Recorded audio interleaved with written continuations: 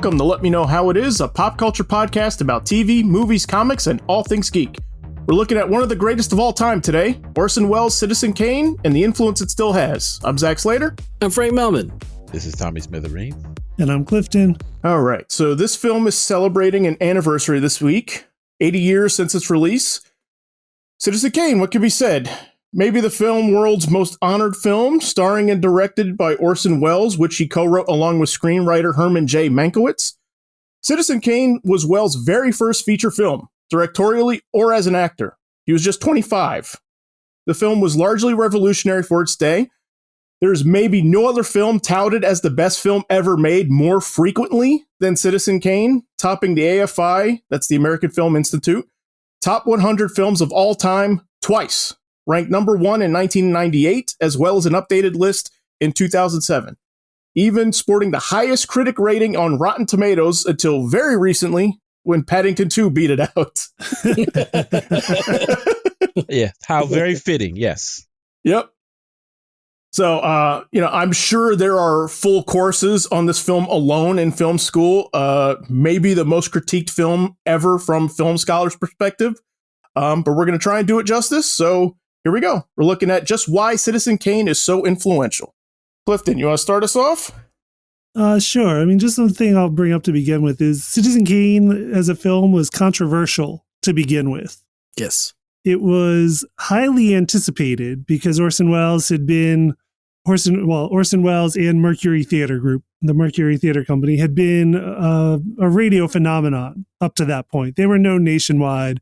Orson Welles himself had been on the cover of Time magazine at the age of 23 before this movie was made. So this was being seen as their major motion picture debut for Orson Welles and Mercury Theater. And I mean, it was highly anticipated because of that. Lots of people looking forward to it. And then on the other hand, you had one of the most prominent and influential people in the country trying to kill it before anyone ever saw it. Yes. And that was William Randolph Hearst, who kind of caught wind that the fictional Charles Foster Kane of the title character was not entirely fictional. No. And was determined to stop this iteration of it coming out. He did not want people to see it. He had a lot of powerful friends in the other studios, in the press, who the other studios were attempting to, thwart the film's release by either buying it to not release it or just not allowing it to be shown in their theaters, because at that point in time, the movie studios also owned all of the theaters and the theater chains in America. So they could just say, like, Paramount could just not show a competitor's movie in their theaters if they wanted to. That was soon after that, that practice was ended in a landmark Supreme Court case called United States versus Paramount Pictures Incorporated, which ended the practice of studio-owned theaters. That ruling is no longer the case as of last year, so we could see a return to studio-owned theaters sometime in the near future. But for about 70 years there, it was not the case. But yeah, so like much of its ultimate success, Citizen Kane's ultimate success, came later because it didn't make a whole lot of money because of that, because of its restricted viewings. But it did get good reviews in good write-ups in newspapers that weren't owned by Hearst. And it did get some awards of its day. It was awarded the Best Picture Award from the New York Film Critics Circle, as well as the National Board of Review. Nominated for 9 Oscars and went on to win Best Screenplay, co-written by Welles and Herman J. Mankiewicz, as Zach told us before. It did not win Best Picture that year, ironically. That went to How Green Was My Valley, directed by John Ford. Right. Which interesting life. I'm just teasing. This movie has had, because there was a bit, for lack of a better term, a smear campaign on it. Right. Like you said, critically well received for the day, even recognized in some circles, and then like largely forgotten about, kind of disappeared. Right. Like, home video's not a thing. And then, to my knowledge, I believe that, some scholars and some film critics up in France started to discover it, like, turn of the war, Right. and started really going like, wow, this is a really great movie. Right. Yeah. And it kind of triggered some like theater re-releases and everything. That's sort of like where the film is profitable, air quote, sort of stems from, is from like multiple re-releases many years after the fact. Right. Mhm. Right. Yeah. Well, to me, okay, I get all the controversy when it was released, Mhm. but I also delved into it deeper as to why it was such a push to get it re-released, in my opinion. Because Mhm. usually when stuff tanks, it just tanks, and it's not like till the VHS market that stuff steps up. But this being such an old movie, that didn't happen till years later. Correct? Right. Okay.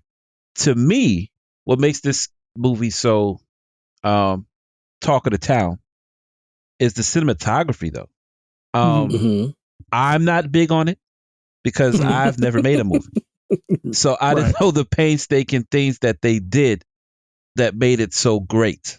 Right. Because every time I see it on lists, in the top 10, top 20 lists, like, what the hell? It's a 1940s movie. I could care less. Right. And then even reading into the story, still my reaction, could give a damn. Right. But I think the cinematographer, Greg Toland, Mhm. the stuff he does as far as how it looks, like, for example, there's a scene with the fireplace. You Mhm. think the fireplace is little. Oh my God. When Orson Welles walks to it, it's a damn bonfire in the damn It is. house, you know? Right. Yeah. It's a room. insane. That Yeah. fireplace is a room. Yeah. Yes.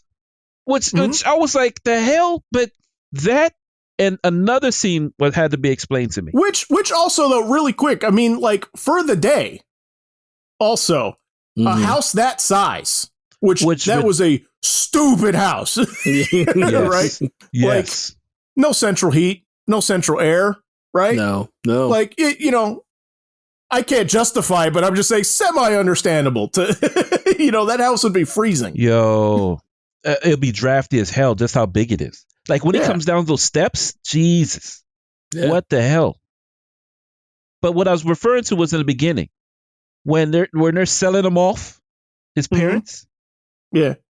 The way you can still see him play outside and not lose focus of the people in the house is ridiculously accurate. Like hell, you can't even do that with computers, damn near, with the stuff he do what he did in that movie. That I'll agree is amazing for that time. Yes. Yeah. And that's as far as I'll go. It's what it's the accolades I give. I would, in my opinion, this is just for me, just as a rebuttal off of what you're saying. I would say still visually striking to this day. Even with No, I agree. even I with agree. 80 years of film technique and film study evolving and changing, and people being inspired by this movie and people being inspired by other stuff and everything, like, there's something about the way this movie looks that when I put it back on preparing for the show, and I hadn't seen it for a couple of years, I'm just like, man, like, it still kind of shocks me, like, the stuff that they do in this movie. Oh yeah, no, it definitely does. Like at the long takes, like Zach, when you were discussing how people used to dig trenches to put the camera in, they're the people that made it into why they did it, or because how the shot was taken, why people would even consider doing that from that point forward. That, to me, that made it insane as far as what they did. I was marveled at that and the lighting. Like, they would turn off a light and then set lighting somewhere else in the shot, and it totally illuminated in a different way, would emphasize different characters in the scene. Yeah, that was also amazing. And it's, again, cinematographer. This bastard's insanely good. Best in the 1940s. He was, and also bouncing off a little bit of Wells' inspiration, as well, for things, which we're kind of jumping around and everything. But one of the things that I was tripping over when I was prepping for this was he was a novice at film directing. He had never done it before. I mean, like, he worked in the theater extensively and had a reputation. Orson, I heard some documentary or some interview a long, long time ago about Orson Welles, and they were talking about how, like, he was regarded as a genius at a young age, and I'm talking like a young child's age, like not like 13. People were like, "Wow, this guy's got something," like very young, and they didn't really like go into like how they decided that or felt like. I wish that they had gotten into it more. But so like Clifton was saying, like there was anticipation for him coming to the film world, and he was courted, right? Like after the Mercury Theater stuff and War of the Worlds and everything like that. But one of the things he was basically like just, he watched like Stagecoach like every night for a month. They said like right. In preparation for this, like he just started watching a ton of stuff, and some of the stuff that I tripped over that he saw was like the Cabinet of Dr. Caligari, which was if my movie geek mind, I think it's from 1919. That was directed by Robert Wien, right? He was looking at a lot of Fritz Lang movies, and he watched Stagecoach like every night after dinner. They said for a month straight. And because he was under contract at RKO at the time, he was getting department heads and studio heads to watch with him every single night, different people. And then he would just ask them, like, how did they do this? How did they do that? Right? How did they accomplish this? And it's just like, it just sort of like blows my mind at sort of like the self-taught angle of this. But you're bringing up the lighting and stuff. Not that noir was necessarily a thing just yet. Like noir was still coming. But he was inspired by essentially the guys that kind of were ushering it in. Like Fritz Lang did a lot of noir movies. Caligari is essentially the film that inspires that sort of like strong, shadowy contrast, German expressionism stuff. Like that's Caligari right there, and it shows. I think like Wells liked that style. He would go on to do noirs himself, that's what got me, is that like you can kind of see a little bit when you're looking into it, like sort of like the building blocks of like a style that was still in its infancy when he made this. And then even still that genre is like known for that. I don't think any of those movies really looked better than this ever, Yeah, no, you could clearly tell that they're influenced by what he had created then, at least to how the films depicted that lighting. And that was just another example of why I understood why the movie is great. And then, if you don't mind me taking away from the lighting now, another thing that I found remarkable for that age was the makeup. Every person there was shown in 3 stages of their life. Right. And all of it was believable. Like, what I mean by that is, when you show him old, dying, or midway through his life, you don't be like, it's sagging, or that's that's garbage look. It was all on point as to how they looked when they told their story and when they're in the twilight of the years, Right. When I see it, I forget that he doesn't look like that at that stage of his career at this point, right? Like I forget, because you see later stuff like Touch of Evil and everything like that, where he's got some makeup over there, but he's definitely older. Yes. And like I forget that the older stuff, it's like, that's not him. That's makeup. Yes. Yes. Yeah. Right. He's a 25-year-old at the time. Yeah. And Joseph Cotten around the same age, who plays Josiah Leland. He was soon to marry Rita Hayworth. He was still young and good looking when he did this movie. But I think a lot of that has to do also with a theater background. Wouldn't you think? The idea that, from what, if you're playing, King Lear one night and you're playing, somebody much younger the night before, then a couple nights later, you would get used to the idea of at least have somebody that could do that kind of makeup. Again, for that time, it's pretty remarkable. Yeah. And even still though, like theater doesn't have to be that convincing because nobody's right up on it. Right. So yeah, the fact that like, I think how they act and sell the age probably comes a lot from theater. Where they're like, we gotta like make this convincing to the people in the back row. Yeah. And but yeah, like it holds up really well on cinema, which I think is a little surprising at the time. as how well it holds up under the cameras.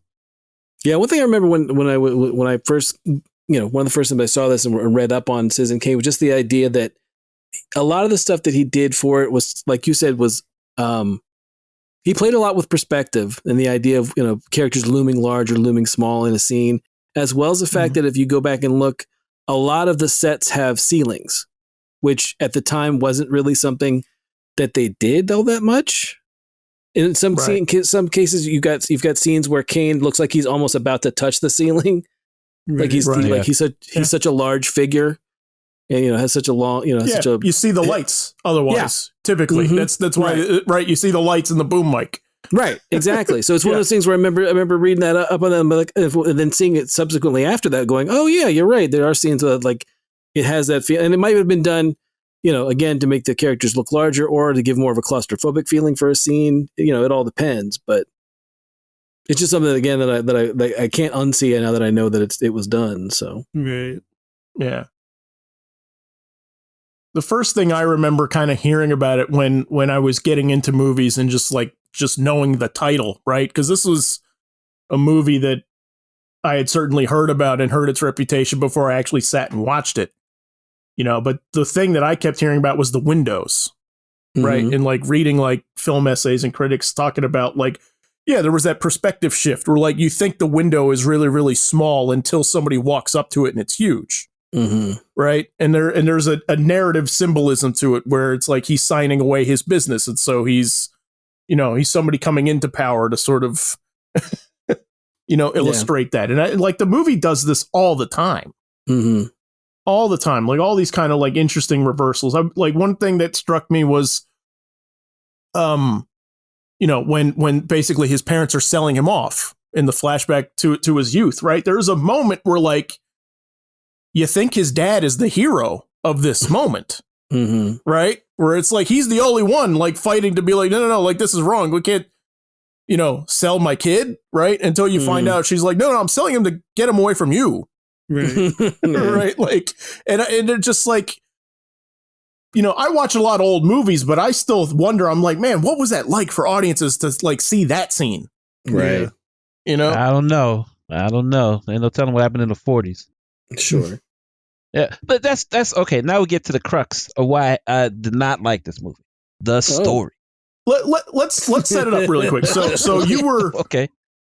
You had seen it for the first time prepping for this, correct? Yes, correct. Okay. Okay.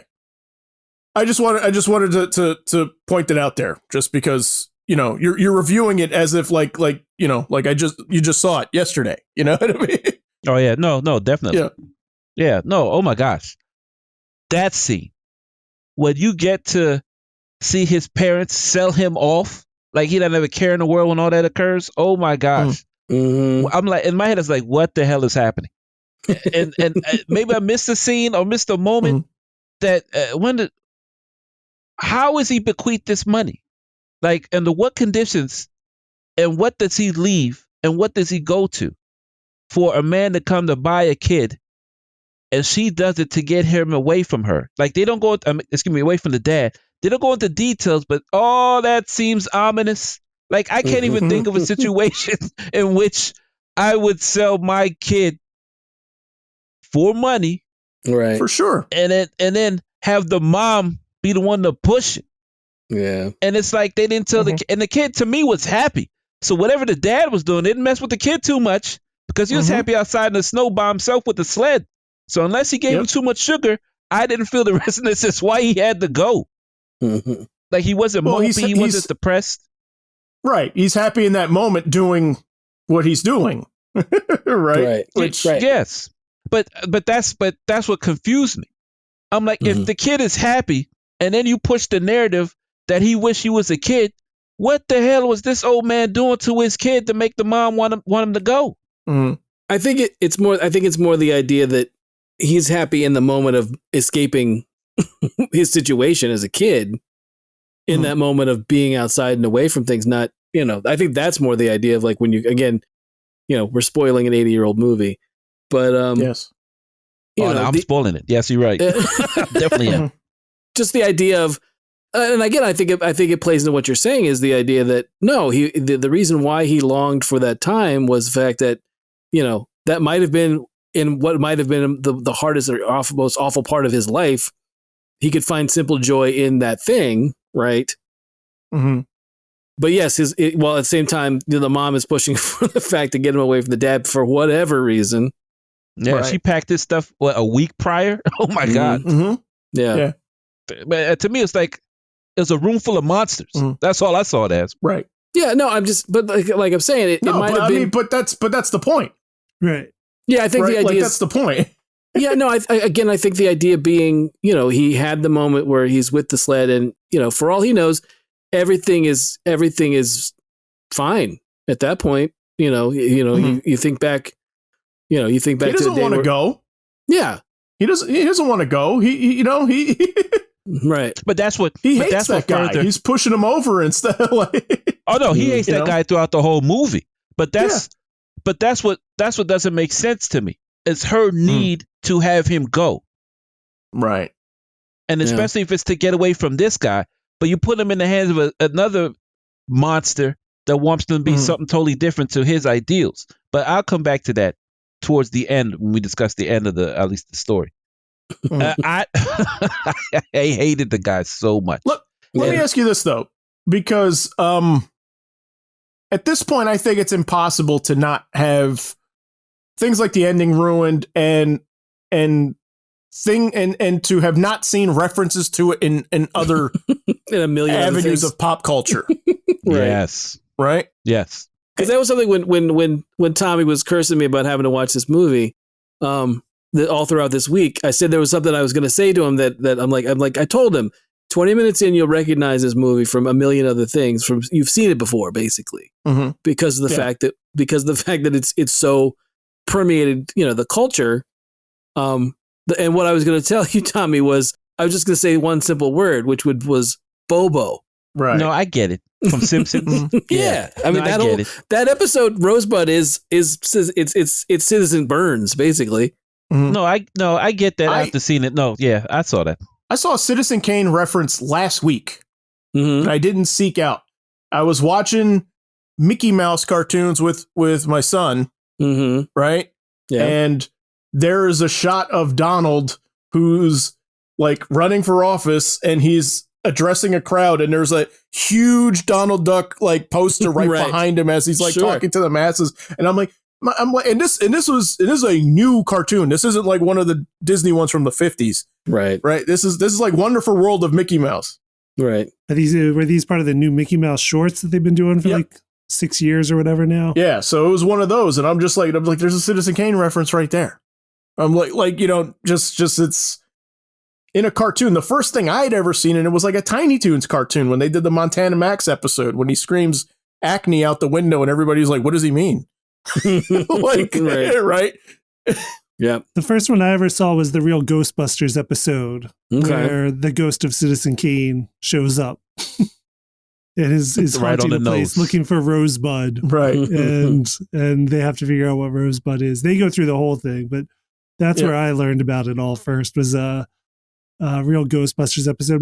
Probably written by Straczynski. They seem to lots of them were written by Straczynski, who show ran Real Ghostbusters. Yeah. But that was my introduction to it. But it's just, I mean, like, it's everywhere.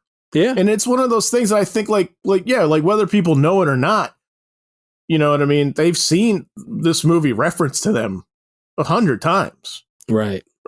Right. Yeah, I've got there's a whole list of references. Like Tim Burton references it visually a lot. The cinematography and Batman Returns. Yes. Like the shot of Billy D. Williams as Dent for mayor is a Citizen Kane shot from the campaign. David Fincher himself, more recently directed Mank about the making of Citizen Kane.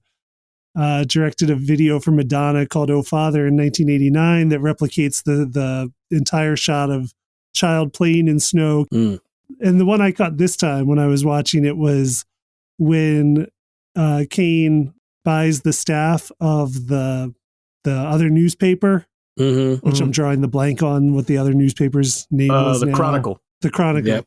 When he buys the Chronicle staff, Which one, the shot of like their staff photo turning into a real life, like him just walking around them, was a cool little shot at the time of going from like a still photo to an actual footage scene. I did notice that. But in the shot when he's celebrating, which is in the same scene, and calls in the marching band and the showgirls and all that to like welcome them to his company, was completely recreated in Wolf of Wall Street. Okay. If you've seen Wolf of Wall Street, complete with a marching band. In Wolf of Wall Street, it's showgirls then strippers. But the scene is completely recreated with Leonardo DiCaprio's Jordan Belfort character, I think his name was, when he's celebrating with his staff and his new company. But yeah, it was like I recognized it immediately when I rewatched the movie. I think the thing about the story, it's not so much the story they're telling, it's how they're doing it. Yes. The fact that it jumps around. That it's nonlinear. Yeah, it's nonlinear. I think for I mean, God, we've seen that a million times now, but 1941? Right. Yeah, exactly. Like, that was cutting edge at the time where they were like, whoa, okay. Like, it's not just like A to B to C. Like, we're essentially going to show you the whole story in the newsreel at the start of it. And then we're going to kind of get into the meat of it in sort of like these flashbacks. Yeah. Yeah. No, I love it. It's a complex structure. They hit all the beats like in the first 10 minutes. They're like, this is this guy's death. This was his life. This is how he got there. Now let's look at it in a different order and explore all the little pieces. Which I think is a pretty cool. I mean, metaphorically, I think it's a pretty cool idea. The idea that if all you knew of Hearst was from what you read of him in the paper, right? The idea that no, there's much more to like. Well, a lot of everyone's life, obviously, but the idea that, especially for the fact that it was mostly Hearst that he drew from, that if that's all you knew, then the idea that oh no, there's all these other people that are involved in his life and what made him and what shaped him. Right. I thought just for a movie structure, I've always thought it was very cool. Yeah. No, I totally agree with how the structure is and how the story is non-linear as far as they map out everything in those newsreels, and then you get the different perspectives from the people closest to him, and each one has a different bearing on what kind of person he was as a result of them telling the story. I'm fine with that. I just can't stand their point. I can't stand the character. It's just they can't either. But not in a sense. To me, I thought that I could care less about this kid who got a ton of money and made all the wrong choices in life. That's all I saw it as. I didn't feel sorry for him at the end. Dude, I wish you died a lot earlier in the movie. Oh my God. It was the point of subject that they chose to represent to me that ultimately brings the movie down. I wish they never tried to talk about Hearst, because then people would see his storytelling qualities on a much richer way instead of him telling Hearst how bad a person he was. Right, instead of him throwing shade. Yes, right. Dude. Oh my God! If you would just get out your head, you could have been you'd have been a thriving director. It would have been much bigger than what it was, and it pushed it. The fact that he put Hearst in it, he could have done it. In fact, what's crazy is he could have done a story about anything. They gave him a blank check to do a movie, and you chose that Joker. Oh, that just made me mad. I love everything but that. That's why. Right. But part of the reason why he went after Hearst is because wasn't Hearst involved in the idea of like who controls information? Wasn't that a lot of what? Yeah, and he's accusing Hearst of being the yellow journalist that caused the Spanish-American War. Yeah, he was. Which is a lot of history behind that. Yeah, he went after Hearst for a reason. It wasn't like he just was like, I'm choosing this guy because he's rich. No, he went after him because Hearst was involved with a lot of basically telling people this is how things are when things weren't that way. And the most shade there was, like there's in the bits where they're talking, it's the recap of Kane's life. And they're talking about in the newspaper how this paper never, there's never something they don't take a side on. There's never something they don't condemn or praise. And some things they praise, then condemn. And it's a picture of Hitler. Like that's a straight dig at Hearst. Right. Right. Even before we're in the war. Yeah. But Look, I'm with you too about like the blank slate thing. Like I understand that, right? Like the idea would be like you had a blank check to do whatever you want. Like you could have done like the most amazing swashbuckler movie like to date and everything. But at the time also, I think the thing to keep in perspective is that nobody went after people like this, right, in film, right? Well, now with like, good reason, I mean, just how daring it was for him to do this as his first outing, right? Like, I mean, it's still shocking. I think. Well, you know what I mean. Like I think it is. I think some of it's a little lost in the time, but it's like it is like a super daring, shocking move that this is what he chose. Mm-hmm. Yeah, but right? To me, at the end of the day, it just stunts his growth as to what he could have been better. That's what even makes it more sadder to me. It feels like he's a great actor, but oh my God, as a filmmaker, it stunted him. It's almost felt like that's his peak, because after if that's his first movie, with time he should have gotten better. But no one gave him a chance as a result of him going after the guy at the top.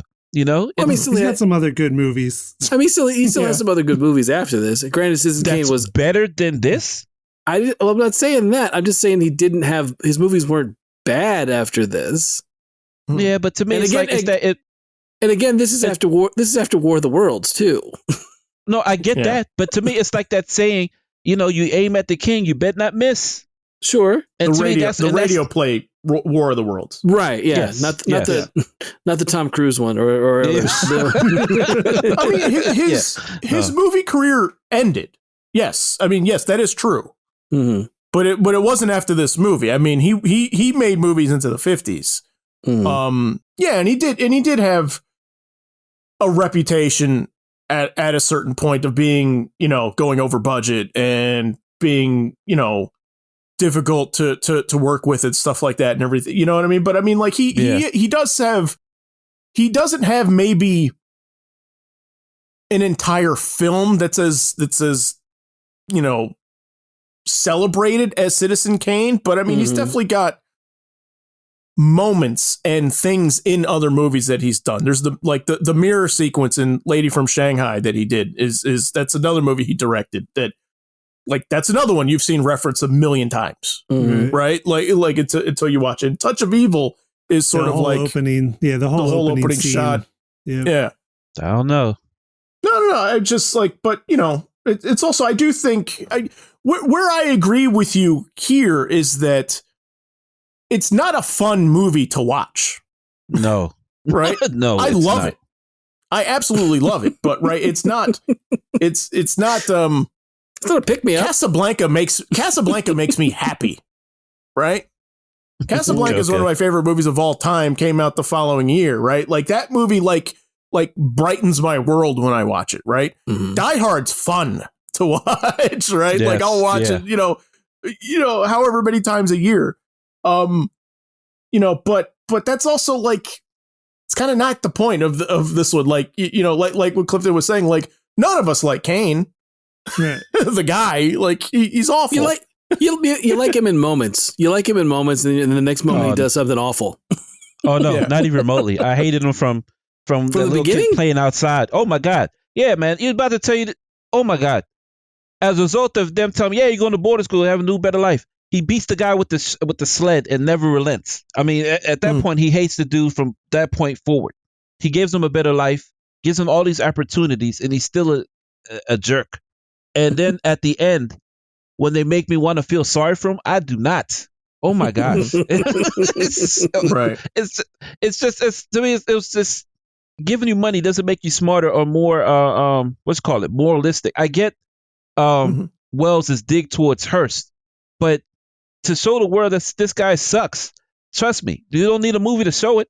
And for him to think that he's so big to do it, it's absurd. But Clifton, I get what you're saying and his meaning and what he tried to provide as a result of the movie.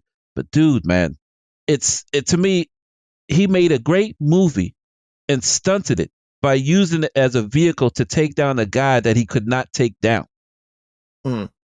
That's why I see it as. He uses it as a vehicle to have his own to be an activist, dude. If you want to be an activist, be an activist. You know, but I am. But to use that as the story to do that took me out of the picture. I could give a damn about William Randolph Hearst, you know, and it sees that with that movie as Citizen Kane. I get that, but what makes it to me sadder is how beautiful and how much energy and ingenuity went into them making a movie. Right. Well, I when I'm saying I don't like Kane, it's true, but I am fascinated by him. Right. He's like a Shakespearean tragic character. He's like a King Lear. Yeah. King Lear isn't good. You don't like King Lear, but it's an interesting story to watch. Yeah, exactly. And all it is his downfall and his own hubris. Yes. I love the moment where he comes in and he's buying the paper and he's talking like to the editor in chief there, and like everybody's like standing up greeting him, and he insists, he's like you know, like people don't stand for me, but he's not talking to any of them. He tells the other guy to tell them tell them to not stand for me, and I'm like, it is like I love the dichotomy of like he knows what is supposed to be accepted, but at the same time is incredibly elitist and looks down on everybody and doesn't even speak to anybody, right? Except for that other guy. And you know, and the idea of essentially making your first newspaper front page yourself, right? Is like, it's like I can hardly think of anything more egotistical than that. Sure. Well, I mean, for me, I love all the stuff with Jedediah. I love the stuff where they're like, you know, they've got that moment of like, we're going to be idealistic, we're going to do the right thing, and then with the first moment, like they're really tested. You know, Jedediah does the thing with the you know, run the review, and it's just, you know, and he's like, great, you're fired.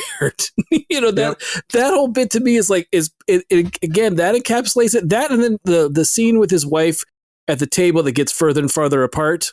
Right. Yeah. Over the course of their marriage.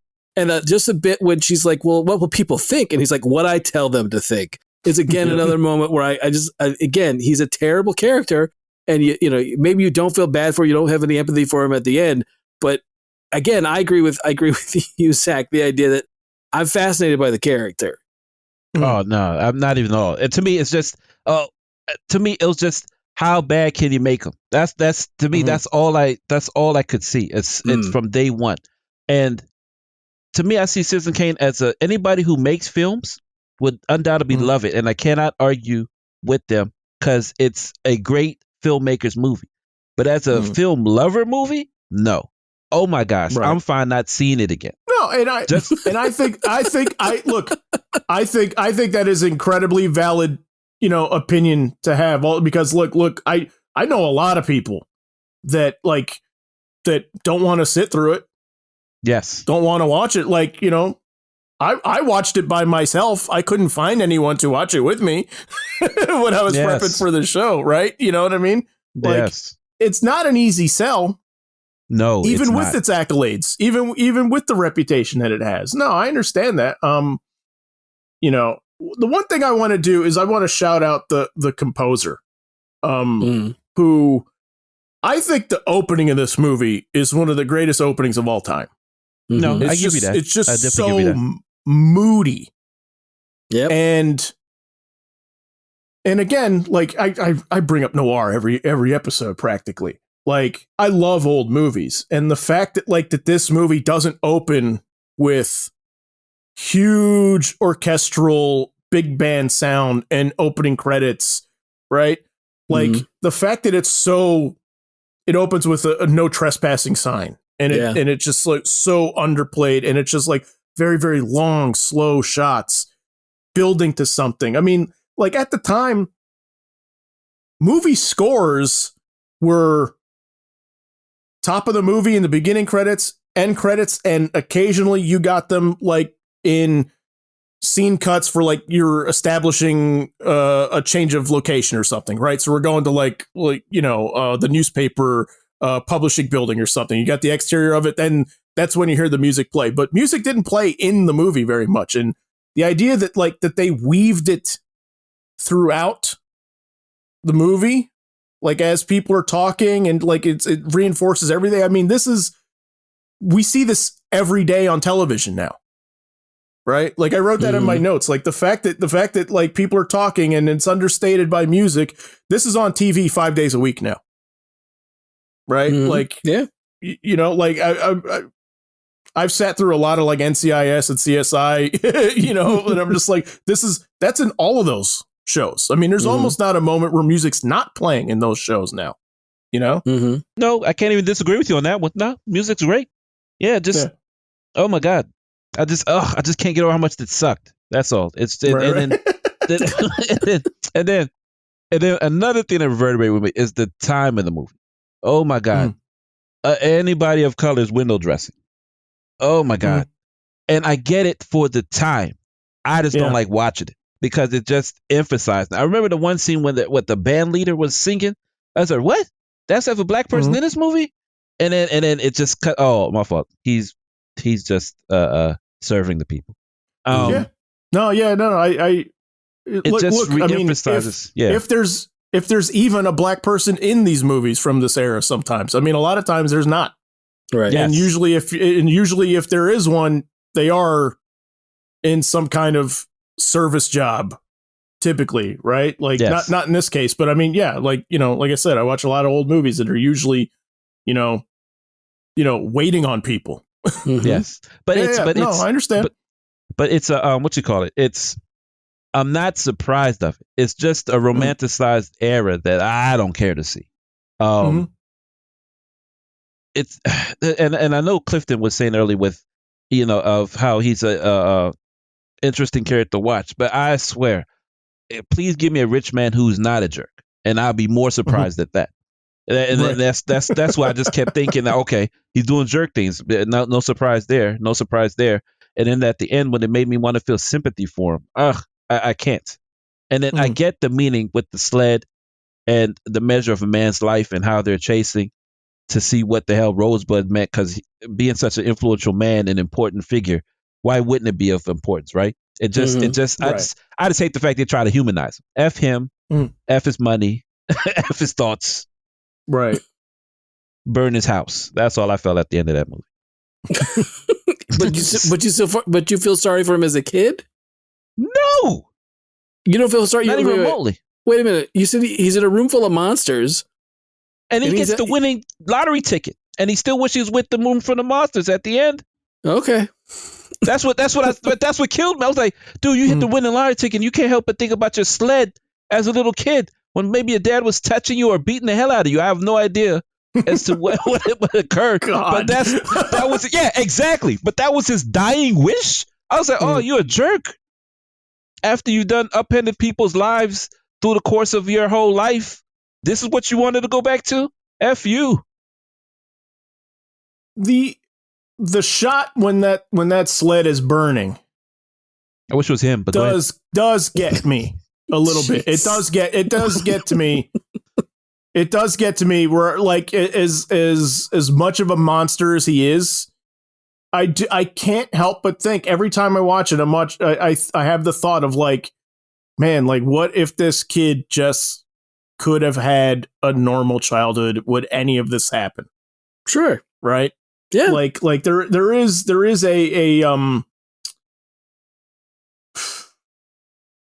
there is, you know, a sadness that comes over me when I think about his life, right? That, you know, you have all this money, you have all this power, you have at your disposal so many instances to affect positive change, and in the end, the only moment of happiness you had was a moment in the snow where you're playing with a sled, right? Where your innocence is not smashed beyond belief every moment after that, you know? It might have genuinely been the only time he was happy in his entire life. Yeah. Genuinely. The rest of the time, he wasn't. I wish he froze in the snow if that was the case. That's just me. My thing is your reaction to it, Tommy, is funny to me because it's not unique to the 40s. That's why I'm like, when I think about the story, I'm like, it's a timeless story. I mean, we've seen plenty of modern tellings of people who get rich and have the winning lottery ticket, and their lives are abysmal as a fact of having the winning lottery ticket. That's not new. Of course, it's not new now because it revisits that. But no, I get what you're saying. But that's why it's screaming to me. While I didn't care to see the movie, it doesn't feel nuanced to me at all. What's nuanced is the way they told the story. That hands down, I can't argue. It's amazing what they did it, the explanation. That I would much rather see a documentary 10 hours long on how they made it than sit through another viewing of the story they created. That's how I feel. It's so much more interesting than this jerk because it just celebrates to me how it just makes me feel like wealth sucks, and it doesn't need to suck, but it will always suck, and that's what almost makes it universal. You give a jerk or even a nice guy a ton of money, and this is what you get. It's universal and it's timeless, and no one sees that. Let's get into the acting a little bit in this movie, because this also had an interesting avenue to it, an interesting aspect to it, and that all of the principal actors in this all came from theater, had never done a motion picture before, right? And so I'm just curious, like, what do you guys think about it? What's the reputation about of this? Also as far as from a film history perspective, because acting in 40s movies is quite different. Than it is now, where it's a lot more, certainly, there's much more an attempt to be naturalistic, at a certain point. In the 40s, it was all, it was all theater training that sort of manifested itself onto screen. Let's just do what we're doing on stage here in front of these cameras. Right. No, I love the acting. The acting is great. I mean, I love how, the first wife, how you can see it in her face, how she's displeased, and they do it almost as a montage, and how quickly she can show the discern in her face without making it over the top. And then there's the stages of how he met his second wife, how she's an innocent flower, just ready to talk about the most simplistic things, even while having a toothache per se. But then you see her trying to take her life towards the end, and how she just doesn't care about anything he says. Same actress. I love.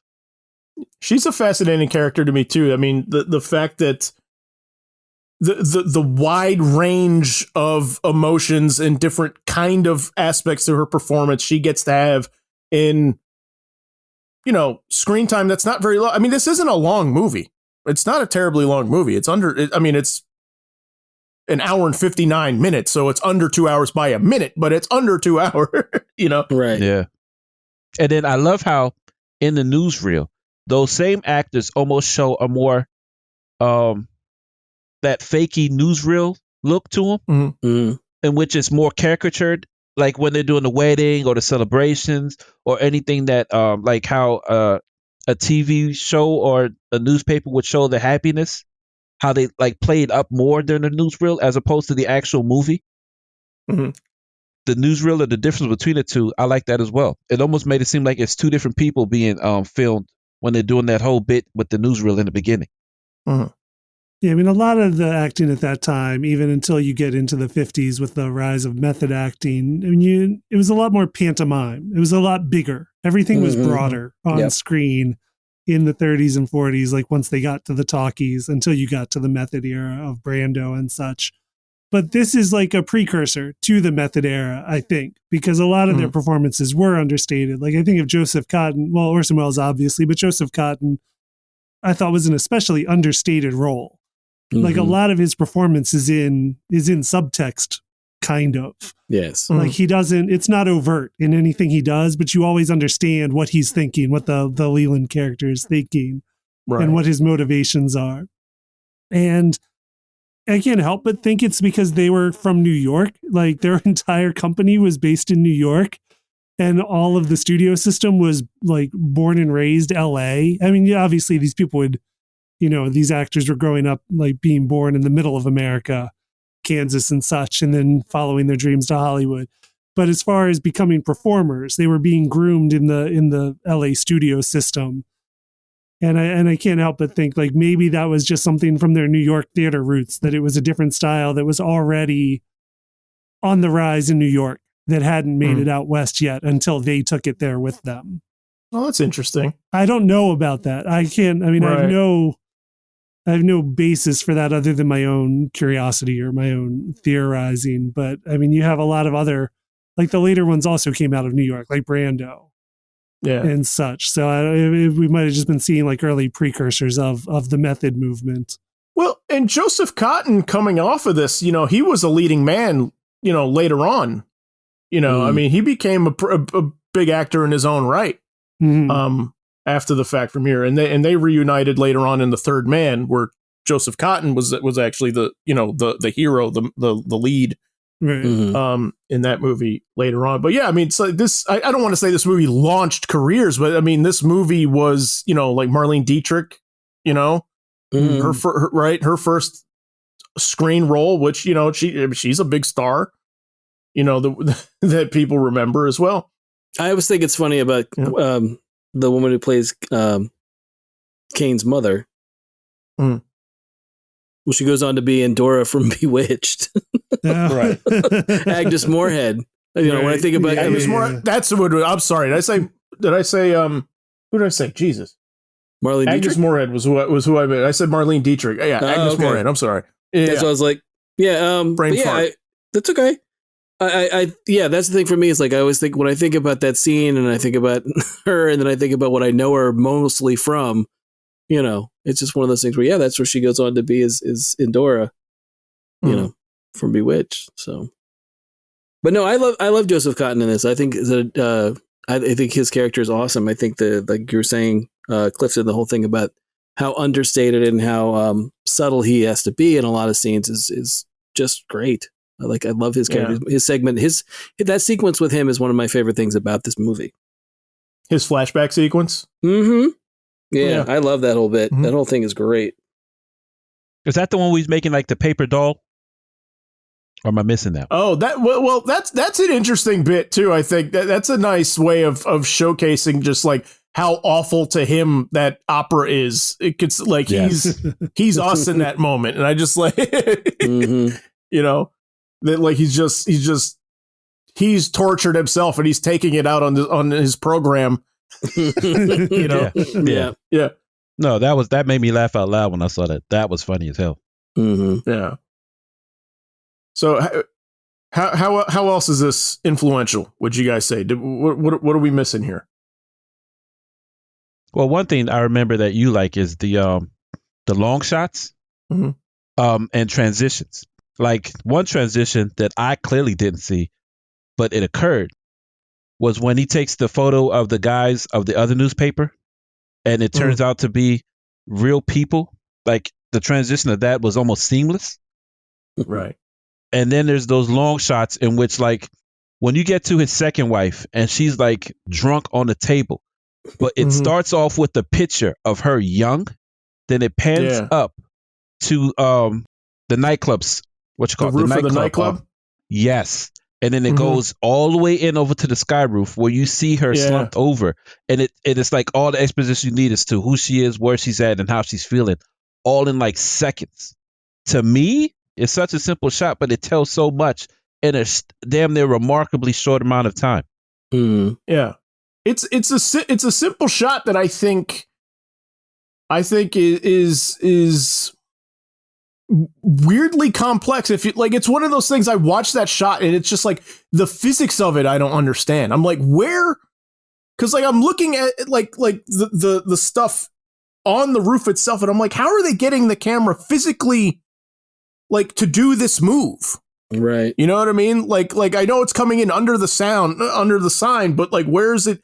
This is where you were saying you want to see a documentary about it. Like I would love to see somebody film the camera guy that was filming this shot.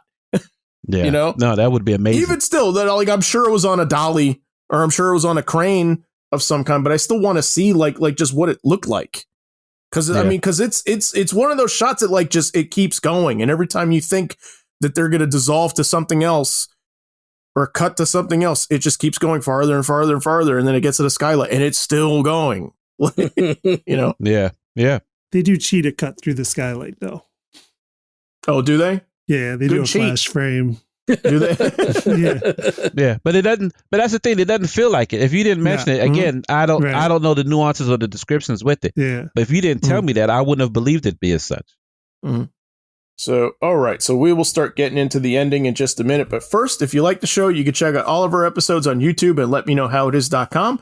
Just please, however you find us, don't forget to like, subscribe, and leave us a review. And finally, if you have any ideas for a topic, you can send them our way on Twitter or in the comments. Our Twitter handle is our show's initials, LMKHII.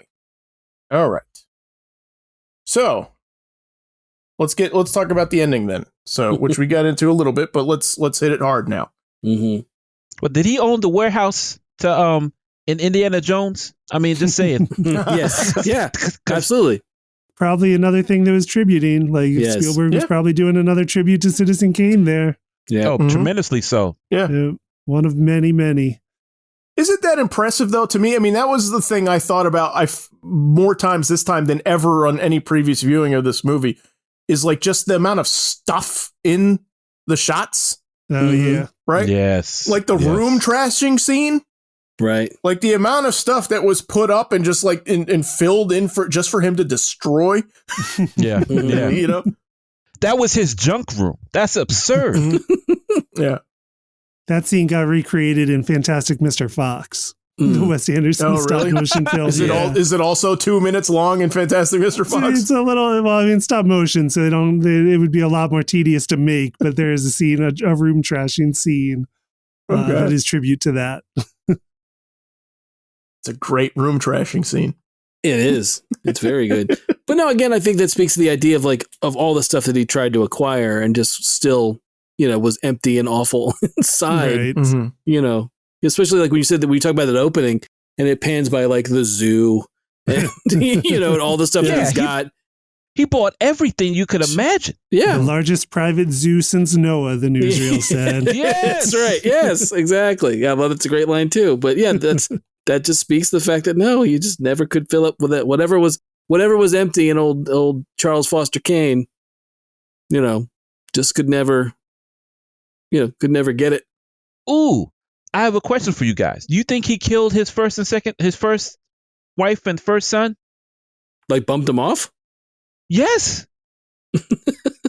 Because did I miss something? Because in the newsreel, it's like there's a transition to which I think his former wife and son die, but they don't say hi, but it's real close to the marriage of his second wife. They don't say why, they don't say how. It's to imply that he was done with them. Right. That's I almost went back to rewind it, but that meant I was going to watch more of it. So I said no. I was hoping you guys can answer that question. Did you get the feeling he bumped them off or took care of them or, anything? I'm trying to think. I don't remember that she, because I thought it was just... No, the newsreel mentions they die in a car accident. Yes, both. the first wife and son. That's all I remember. Yes. I mean, he doesn't have any reason to at that point. Right. He's already made that bed. Yeah. Yeah, but still, however, I mean, cost him a governorship. I don't know. Well, he cost himself a governorship. Right. No, I'm not saying he didn't, but some people could twist the truth and have a newspaper and say other things. I mean, I'm not that guy. True. But I don't have a newspaper behind me. Trying to get a different Rosebud cost him the governorship. Yeah, exactly, exactly. So, what I think is interesting is the fact that at the end, like they're burning stuff. Right? It's like they're not giving it away. They're not right. I mean, I guess maybe some of it that's getting wrapped up, but like, I mean, that's they're burning the stuff they think is junk. Yes. Right. Yes. And it's like for all his life was acquiring this stuff, like, it's meaningless. Sure. In the end, right. In the end, it is. Right. Yeah. Well, I mean, that's part of the reason why the whole thing about Rosebud in the first place is the idea that, for a guy who lived such an amazing quote unquote life that he did, to have such an epitaph that is Rosebud, his final words, basically be Rosebud, and no one really knows. I mean, we the viewer know, but no one knows within the context of the story knows. Yeah, and none of his close friends even had a clue as to what that word meant. I mean, he had a wife for several years, best friend still alive. Even the guy that took him couldn't even answer that question. Right. And then the only people that probably had an inkling have passed long since, Right. Yeah. So, but it just points out to how much people still didn't know him, I guess. Right. Well, yeah. Or, basically, can you really know anyone? I mean, there's the other bit about it is the fact that. That's too macabre. No. What do you mean? I'm just saying. He was a jerk. Right. Go ahead. But what I'm saying is the idea being, especially for the time, you got to consider for the time, the idea that what people would have known about Hearst was what Hearst wanted people to know. Right. Well, to me, that could be said about anybody who keeps their secrets close, Sure. I mean, you don't know what they're doing till you catch them doing it, so to speak, I'm looking at several politicians. But think about it. But again, think about the time. And the time, this is not everyone's got a cell phone. This is not everyone's got, this is, if someone had a scandal, you paid people off or you bumped people off. And that was that, And again, if you didn't read the paper or you didn't talk about those things, that a scandal of any kind at that time wasn't something that, if it didn't happen and it wasn't reported on, people didn't know about it. It's not like now where someone does something. I think it's a time too that people trusted the news. Also, well, there's that too, for sure. Right? Well, again, getting back to the idea of getting into the Spanish-American War, if you're basically sold a bill of goods about what's going on with what's the ship? Is it the Maine? Sinking of the Maine. Yeah, the Maine. So. When we were told that's what caused was saboteurs, if people believed you and they went to, people, people, like you were saying, upending people's lives, that was done because of that. Okay. All right. I'm glad you mentioned the Spanish-American War. It's no different than that or a U.S. occupation in Afghanistan. Secrets are kept. Things are done. Governments act as they wanted to, and secrets are kept. Just as you guys are saying with cell phones. Just because cell phones weren't there then, people could still find information, hence why his affair was exposed. So it's not that people don't do dirt. But secrets, real secrets, people keep close to their chest. And that's even said to now, even with cell phones or technology or the internet. What I'm saying is things you want to keep close, you'll keep close if you're not that person. Some people were, if you're that much of a jerk like he was, yeah, you're going to keep those questions. But if you want to open up your life to people in such a way that you don't want to harbor those secrets, you'll find a way to share it with the people that you love, That's what I meant. I'm not surprised that people didn't know him because he was a jerk. That's all I'm feeling about that. But again, I don't think he could, up until his death, maybe he has he has that epiphany or has that moment. Up until his death, I don't think he has any idea what he's longing for. Well, to me, up until his death, I don't think he ever had a friend. I mean, even with Leland, I don't think he ever had a friend. No. And no one to confide in with his personal life. He created those people, those situations based upon the money. But but you're talking about a friend? This dude never had a friend. And the only time he could have had a friend, he forced her to sing opera. Yeah. Right. Yeah. So I don't feel sorry for him. Well, I mean, but yeah, because by sheer force of will, he basically tries to rewrite the narrative, and it doesn't work. Yes, and it never works. It never works. Yeah. Oh, absolutely. But it's just like that one politician said, Getty, that he wanted to go out of business. Oh, you're going to learn many lessons, and he was right. But he did. But it didn't necessarily come from him. But to me, it was an ominous foretelling of what his life's going to be. Yeah, of course. Oh, yeah, that whole moment encapsulates exactly what happens to him because the fact of his ego and his thoughts. Again, the idea of people will think what I tell them to think is, again, very telling. The idea that, to a point, but you can't, just because you shout down other people and tell them this is what they're supposed to think, the truth is going to come out. Yes. So, terrible movie, though. Awful. Oh my God. I just wonder how happy how happy Orson Welles was when the fire burned the sled in that way, where like it's just also it's like almost hypnotizing the way that the it's just like it's starting to bubble up and boil, and you know what I mean, like as it's taking effect.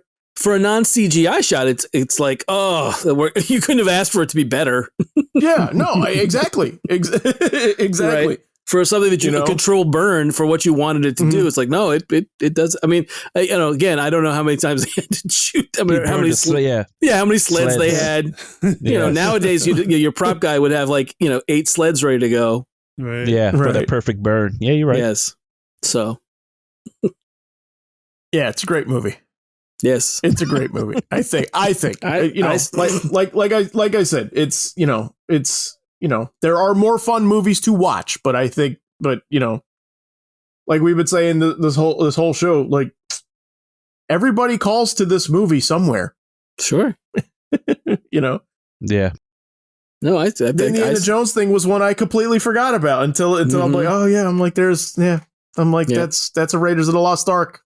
Like, is calling to this, yeah. Oh, so many visuals come to mind when you watch that movie. So many. It's like damn near every scene floods something else that you've seen. Yeah. Even the close up when he got the dude talking Rosebud, I was like, that's interesting. To me, it reminded me of Young Justice when you get the Helm of Fate talking, like you always see his mouth. Mm-hmm. Right. Yeah. It's just little stuff. Well, I think when you were talking about the cinematographer, what's his name, Toland, the idea, I think that they were like just a match made in heaven for these two, because truly the idea is that he knew of Wells' sort of like reputation for creative experimentation and stuff like that. And he was excited to work with him because he was like, this guy's going to let me try stuff that no other director and no other studio is going to let me do. And so I think that they just got, they just brought it out of each other of just sort of like what different stuff can we do as far as he's walking in that hall and there's like the mirrors on either side of him. So you have like the infinity shot, as he's walking. Yep. Yes. Yeah. Which is Nolan used in Inception. Mm-hmm. Yes. But no, right. To me, that's another thing that was great. The way he uses reflections is unreal in that whole movie, especially for that time. Yeah.